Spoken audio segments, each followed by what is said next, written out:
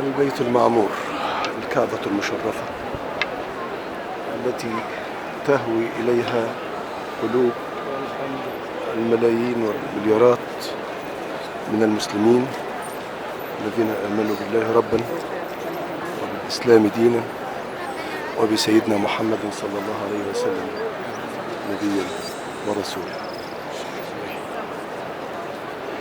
هؤلاء جاءوا من كل حدب وصوب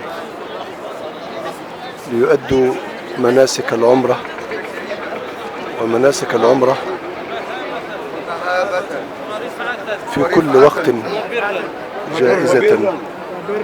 أما الحج فإن له أشهر معلومات هي الأشهر الحرم.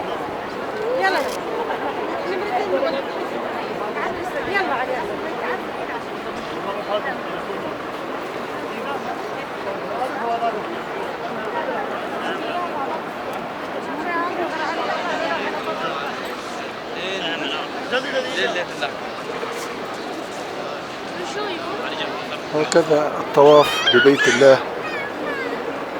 المعظم لا ينتهي طوال الليل وطوال النهار، طوال الليل وطوال النهار.